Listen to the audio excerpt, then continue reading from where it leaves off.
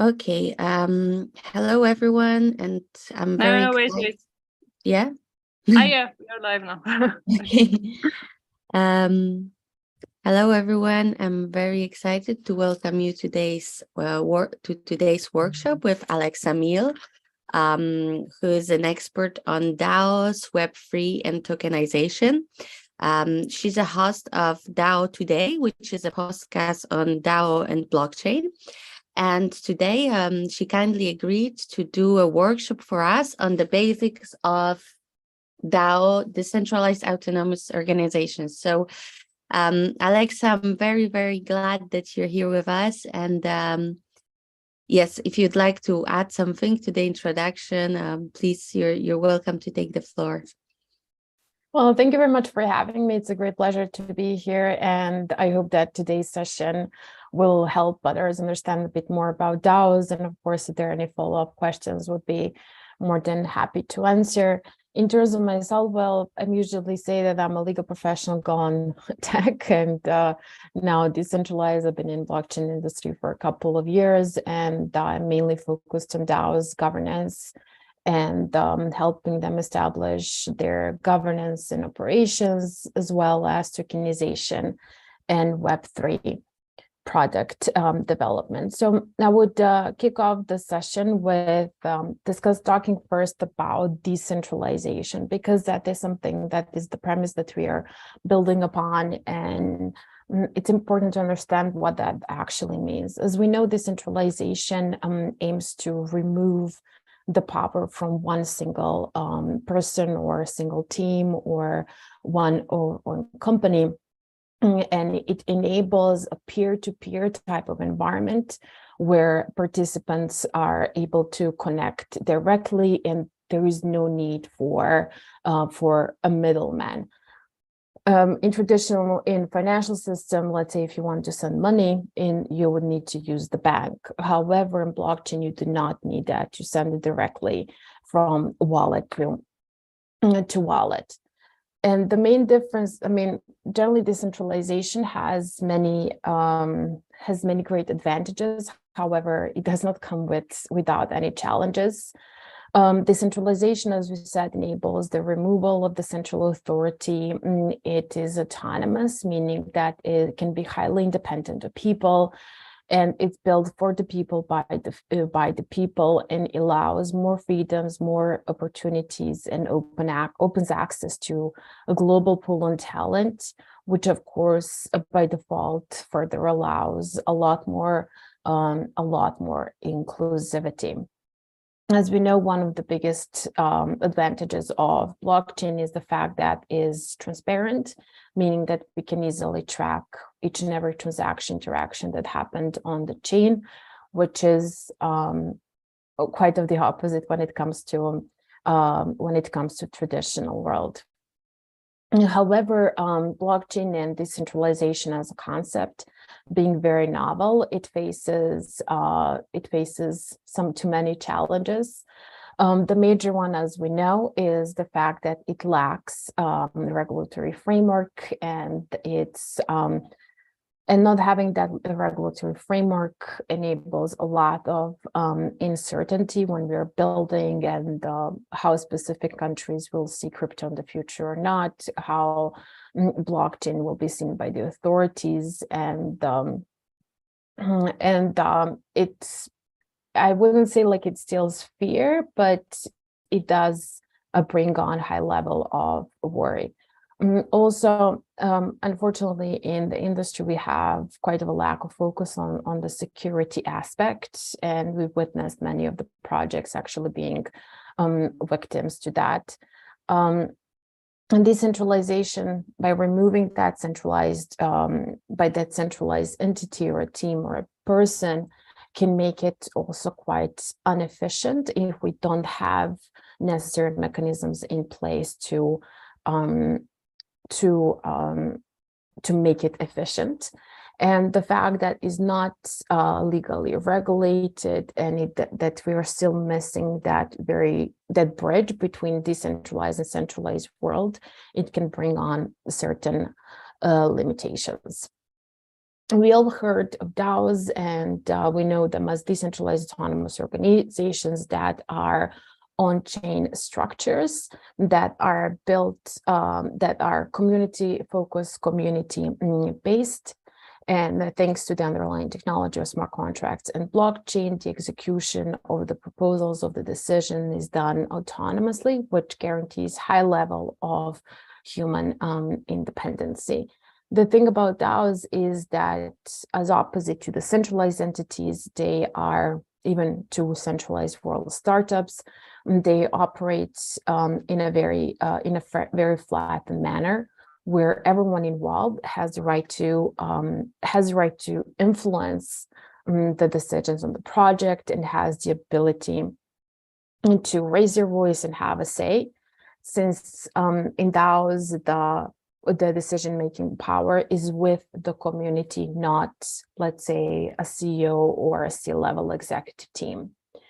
And again, thanks to blockchain, DAOs can be transparent, and everything is immutable on chain, and also the smart contracts create this trustless environment, again, removing that high need for humans. But often we really do not know what DAOs do stand for.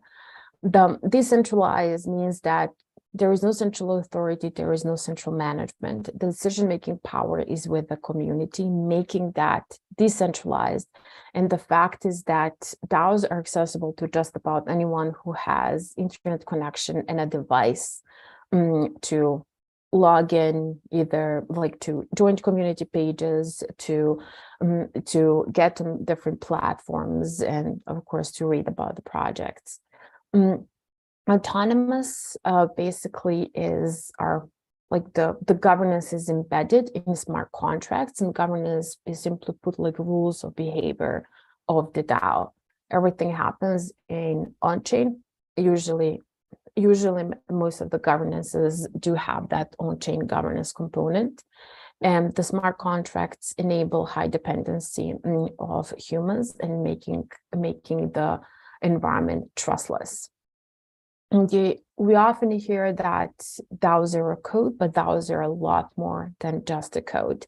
There are two elements to each DAO, and that is the tech and the community. The fact is that you can have the best tech ever, but if you don't have the supportive community that keeps pushing that project and keep pushing for the tech, the organization, the DAO, does not have much of a future, in my honest opinion, because as we know, the market moves a lot and there are many changes, and for that we do need a community that is there, that is keep voting on the proposal, that is keep funding the way forward, and the weathering the storms that are needed, and of course adjusting as things move, which, I mean, smart contracts are not as flexible and it cannot adjust, which is again a huge advantage, and in this case can be a bit of a disadvantage.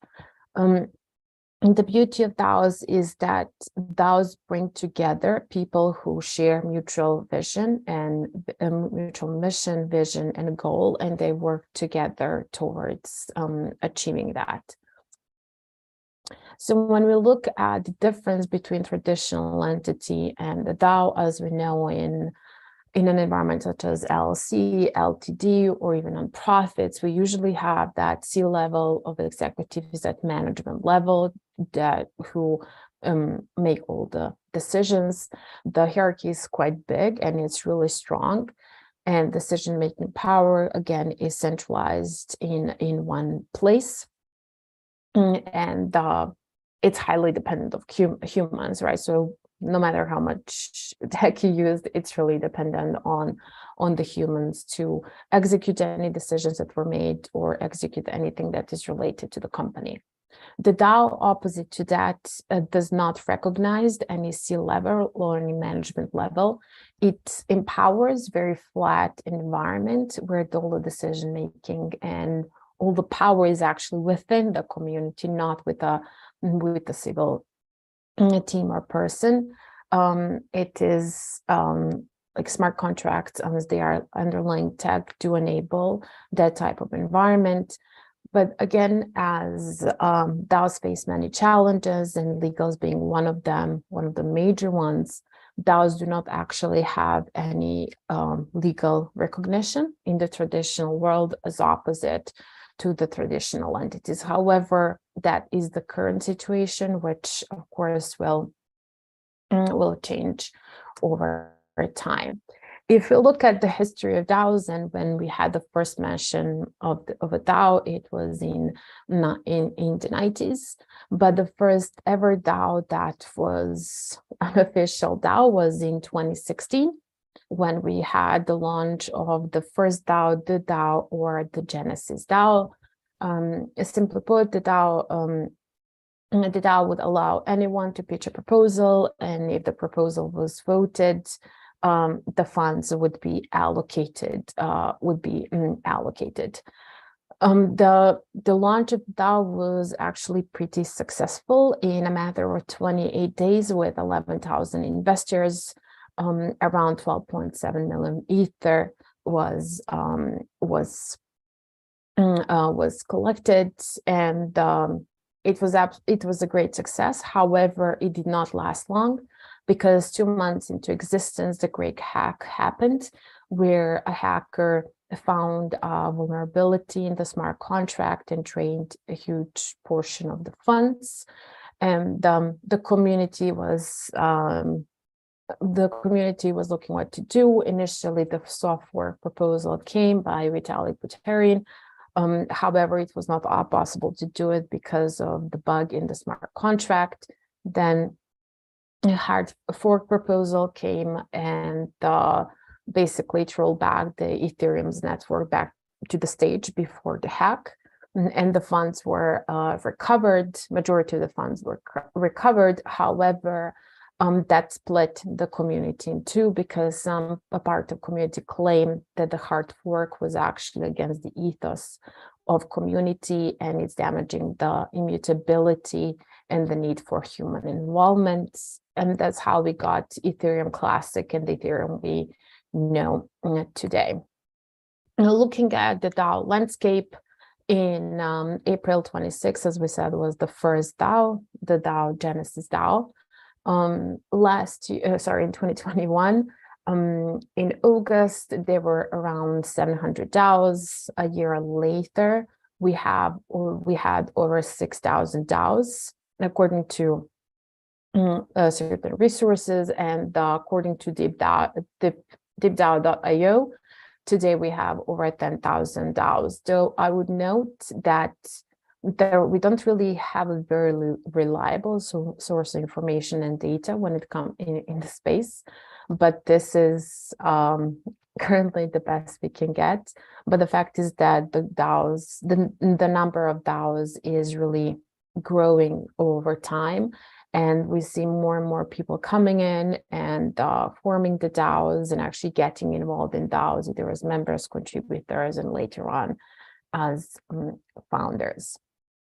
And so the question is, how do we launch DAOs? So initially, there are a few elements that we need to cover. And as we know, a smart contract, white paper, having the tokenomics, we need to have a certain structure. We need to know what is the mission statement, what problem we are solving, and what we want to do with this project. And of course, a very important part is the community. So I put on the slide, kind of something that would be similar in the traditional role to help understand a bit what would be a sort of a similar, easy explanation. So in white paper, generally, what I've been seeing a lot, that white papers can be quite techy, which makes the project less accessible to many, since, as we all know, we are not all of us are super techy and knowledgeable about blockchain and smart contract in that regard. And white papers are very important to be accessible, so just about anyone who comes in can read and understand what the project is about and what it wants to achieve. Of course, we know tokenomics. Tokenomics are very important because it basically tell us what is a token for, what is a token about, how can we use it in the governance, what type of environment the token is offering, and what are some plans in order to keep the token liquid and not to and to keep growing in value rather than fall, and of course what other perks we get with it. And of course, like the structure, like who is the founding team, who are the contributors, the developers, what is the incentive for people to be actively involved in DAOs. And however, even though some do have the role of a founder or a contributor in the DAO, that does not mean that they have any higher, bigger power than any other community members. It does mean that they do have a certain role because they have the needed knowledge, they need to have the needed skills, they have the network, and they're there to help push the project and grow the project, and they get paid from DAO by the community.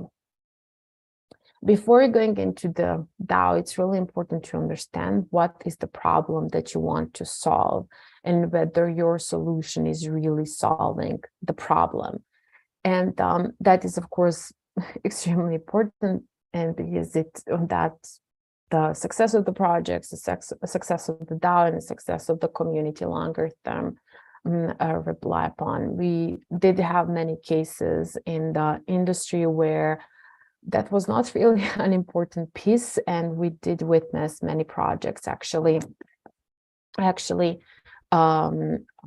disappearing, and while when the market was bad, and we also had many rug pulls and the community just losing their interest to get involved.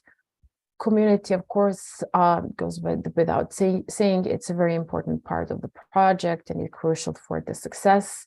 And generally some projects lack the community engagement and involvement, so it's really important to craft the governance that is supportive of the community and of the project's mission and vision as well, and package it pretty well, so it ensures the future and the scalability of the project and of the community as well. DAOs do face many challenges, as we earlier mentioned. They are null type of structure. They are not legally recognized, meaning that they don't have a legal entity, and for that reason, they cannot also pass any needed AML, KYC, and CFTC requirements. For that reason, they're not able to sign any type of contract. They're not able to get into partnerships, which does not allow them to interact with traditional world service providers. Why is that important? Let's say that you are scaling a project and you need services, you need marketing services, you need a lawyer to help you, and you need an accountant. So as a DAO, you cannot really sign that contract because for the real world legal system, it just don't exist. So what usually happens is that the founders themselves take on signing those contracts on behalf of the DAO, which carries a lot of risks. It centralizes the project, and it also brings on all unlimited liabilities to the founder. DAOs are generally difficult to regulate because by default they're cross-jurisdictional, they're decentralized. So the question is, how do you legally frame something that is all over the place? And how do you tax that type of organization when it does not belong to any jurisdiction? So this is quite of a challenge for regulators and lawyers and everyone, because the certain legal protections are needed for the reason that DAOs are often seen as general partnerships. And the general partnership is defined as a business arrangement of two or more people that equally share profits, losses, and liabilities, meaning that if there is one person in the project that does illicit activities with the DAO assets, everyone involved can be held liable. And in that case, they are liable with, they have unlimited personal liabilities, meaning that you can be liable with your bank account, with your house, with your car, with basically everything what you own. And the fact that it does not, that a DAO as a DAO does not have any legal entity or any specific jurisdiction that is registered in, or that it's located, to put it that way, that doesn't mean that no one should and could avoid taxes. Is rather being smart about it and ensure that that it's covered, because again, it can really backfire at a later stage. And we've been seeing a lot in the space that there is a lot of regulation by enforcement and going back into the past and identifying if the taxes were not paid, or if any illegal activities happened. Besides it being confused for general partnership, the DAOs do not have legal entity, which means they do not have legal standing, and that also means they do not enjoy any legal protection. We do know that LTDs, LLCs, and nonprofits and other structures that are legally recognized, they have their legal entity. Their legal entity is well known. They have the legal standing, and based on that, they enjoy certain legal protections. So generally, there is a lot of events happening currently with the regulations when it comes to DAOs and specifically crypto assets. There are several jurisdictions that did recognize DAOs. So that the first one to do that was Wyoming in July 2021. And then the Marshall Islands followed in March 2022. Initially, the Marshall Islands recognized DAOs. They would allow DAOs to register as nonprofit. And the good news that since I think December 2022, January 23, you can actually register DAOs as for-profit. And one of the other jurisdictions that also recognize DAOs as DAOs is Tennessee, which happened in April 2022. The fact that there are no clear legal guidelines or framework that support DAOs, it actually does not mean that besides these three, there is no way to make the project compliant. There are other, to say DAO popular jurisdictions, such as Panama, Cayman Foundation, BVI, Switzerland, and Liechtenstein. In Panama, for example, really allows the projects to have that self-governing system to a high degree. And for example, is interesting that there is no tax on capital gains, and they are quite accommodating, to put that way, when it comes to the KYC itself, because there is requirement to KYC only 1 or 2 people, while opposite to Wyoming, they actually ask for more information. And Cayman Foundation is quite known. The Cayman Islands are actually quite known as a jurisdiction where you can incorporate DAOs.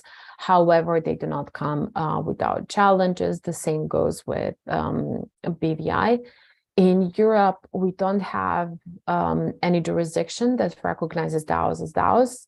However, there are structures that are quite DAO friendly, and Switzerland is actually one of the most popular. They do offer a nonprofit foundation and a for-profit structure that are quite DAO accommodating. Though the good thing about Switzerland is also that they're quite crypto friendly in general. They were among the first to regulate ICOs and have crypto assets friendly regulations. Switzerland is a great option. However, I think it's also important that I know that registering a DAO, like a nonprofit foundation, for example, in Switzerland can be quite costly and can take some time. However, it's a good option if the framework fits well the DAO purpose. Liechtenstein is another jurisdiction in Europe that is quite friendly towards DAOs, and yeah, I mean, generally currently when it comes to the regulatory framework for DAOs, we don't have any perfect, but we're going that way, and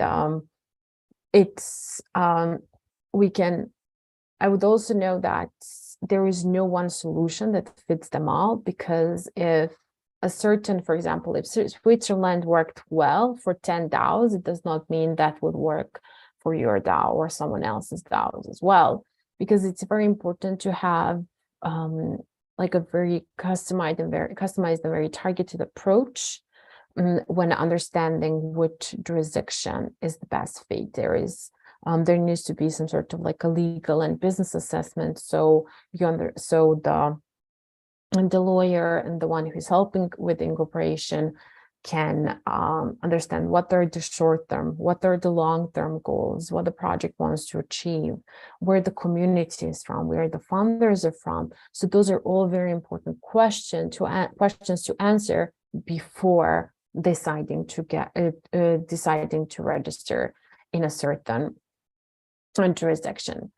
So Jens, what I would suggest is, when you are thinking of starting a DAO, it's very important that you're sure that you can decentralize that decision-making power. What I had as my experience is that many are super excited about DAOs and they do want to grow, to have that decentralized environment.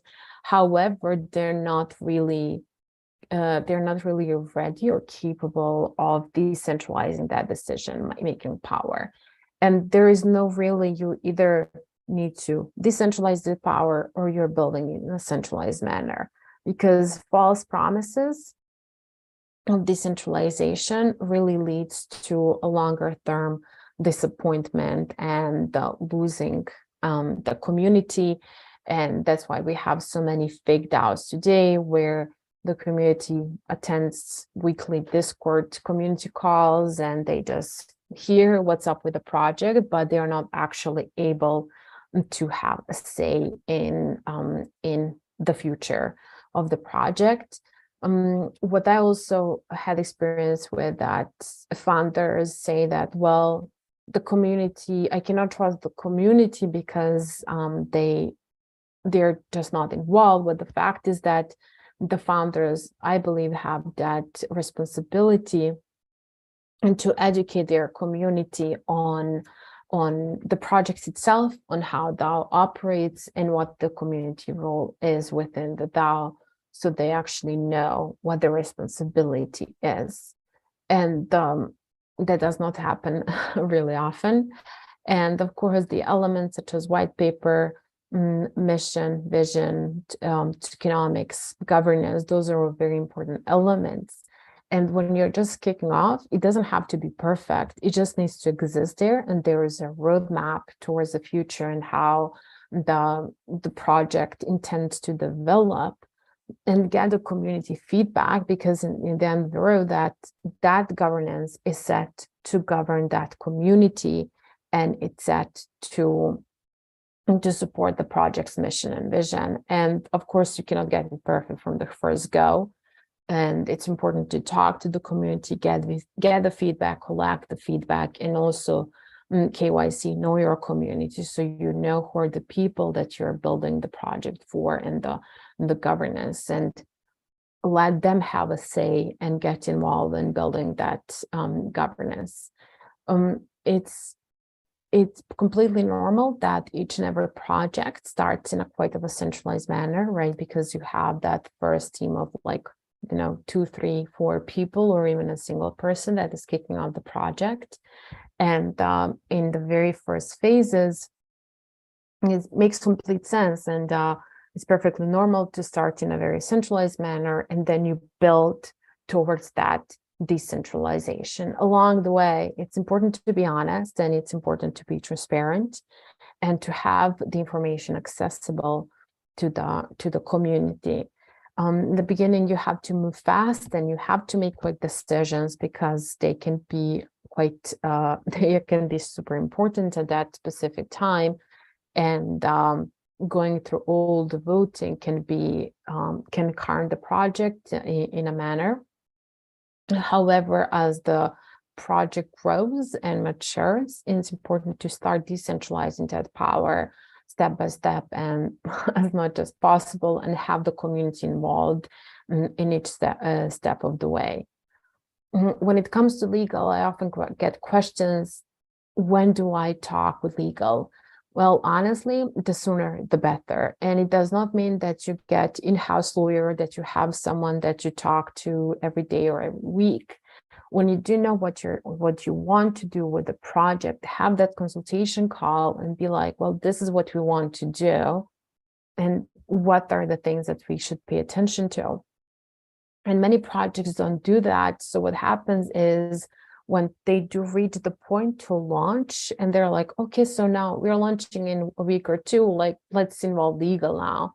And then they learn that they cannot launch, because there are so many potential compliance issues that can happen. And then you either launch with a lot of risk, which would not be recommendable, especially not in the current state and everything what's happening, or you need to delay. And if you delay, of course, we all know it can be damaging to the project and community. So get a consultation, ask, get some sort of advice, and just to know what to pay attention to along the way.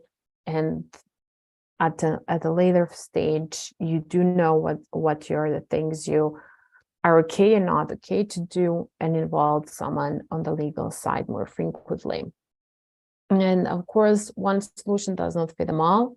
So it's important, again, to get that customized approach where again, all the project's aspects are taken into consideration, and you can make an informed decision.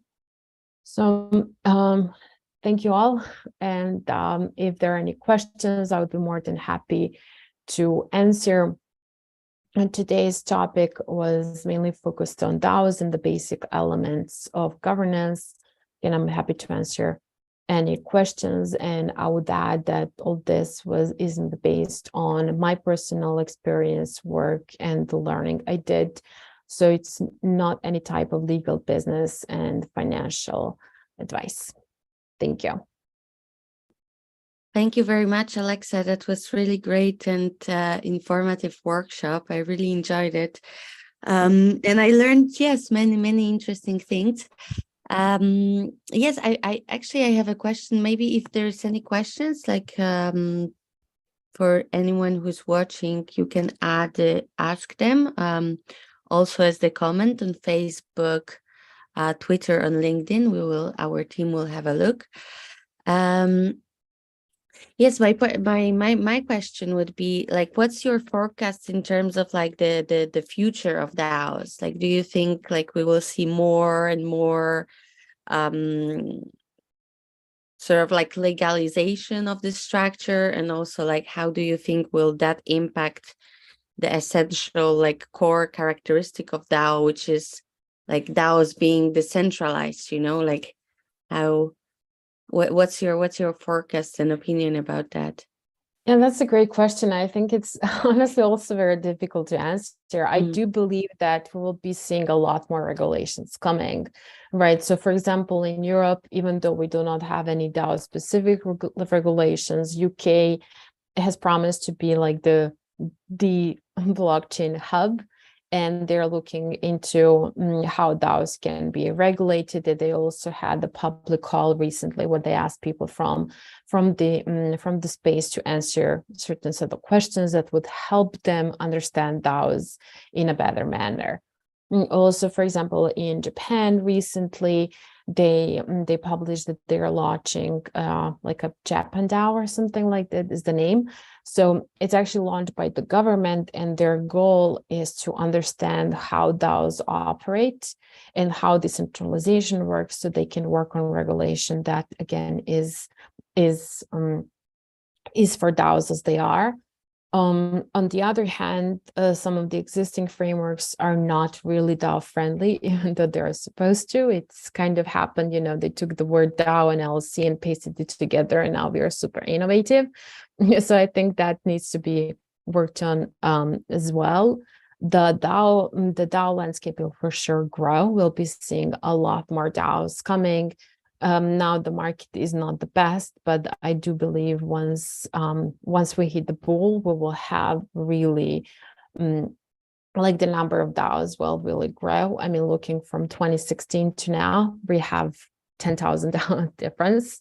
So it's quite of a jump. And even going back to 2021 to 23, we had almost like a rise in like almost 9.5K of DAO, the number of DAOs.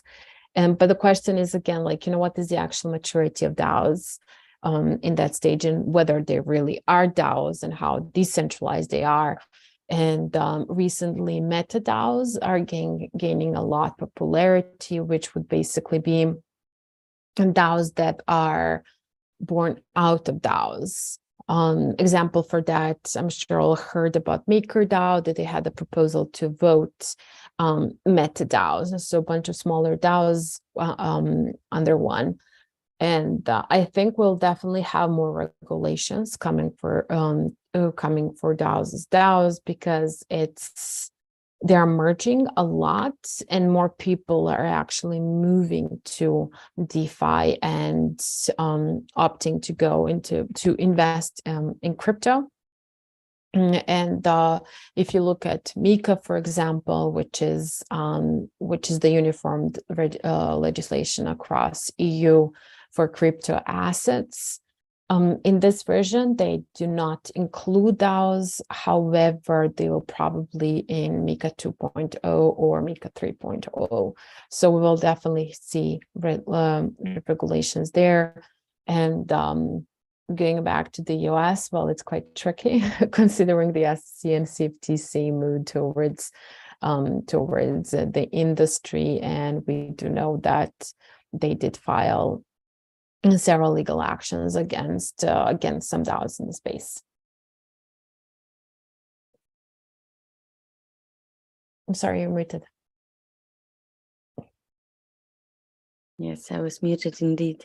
Yes, it's very exciting, and I'm so curious to see how will this landscape develop. Yes, I was also curious during your presentation. You mentioned that very often because like DAO is not like usually officially recognized, legally recognized structure, like they cannot, like you cannot sign a contract as a DAO, and it's very often this responsibility is taken by the founders. And I was thinking if like, or you could share with us maybe like some some DAO dramas or like some interesting like stories where like like something went wrong, or the other way around, where there were like some amazing solutions to those problems found. Well, a good solution, I wouldn't say amazing, is to get that legal wrap. Generally, the fear is that if I get that entity, I will centralize the project. It's not a DAO anymore, which is not really the case, because decentralization happens on chain. Decentralization is with the governance and with the operations, not really with that entity. And that entity is practically a tool that protects the project, the community, and the founders. And since there is so much of a legal regulatory uncertainty, you need to have something that protects you. I mean, and in this version, they do not include DAOs. However, they will probably in MiCA 2.0 or MiCA 3.0. So we will definitely see regulations there. And oops, sorry, there was like some echoing. Can you hear me well now? You're muted, sorry. Yes, sorry about that. It was from another channel. Yes. Oh, okay. I was just like got confused for a bit. Yeah, so legal wrapper is a good solution, again, to protect. It should be seen as a tool, not a centralization risk. It's a tool to protect and to limit those unlimited personal liabilities. And when it comes to some negative cases or the founders suffering from signing that themselves, I couldn't name it because we are not there yet, I would say, but we did have some cases with UkiDAO and the founders, or how the whole structure was done and how it was communicated to the project and to the community, to be more specific. And it's coming, right? Like, I think they're now really rather focused on crypto, and the DAOs are their next thing to go. And I think we're in the middle of setting certain precedents when it comes to crypto and what is seen as a security, what is not seen as a security, and then how we recognize DAOs or not. And a good example for that is when when the judge actually approved CFTC to serve a DAO via chatbot and via Telegram group and a community forum. And we do know that serving needs to happen, right? Like, to face of that, like one single person, not on a public forum, or let alone on a website chatbot. And that was the first time ever something like that was approved by the judge. And the project did want to fight it, like showing it that it's not legal way to do it. However, what they argued is, well, you're decentralized, meaning that you don't have an entity we can serve you. So this is the only option what we can. And actually, judge agreed to that. So by approving this, we can probably we'll probably see more of these things happening. And they're getting creative with chatbots, so we might see other ways how they will get to DAOs. And once they figure that one out, well, I think we will have more and more cases of these or similar events.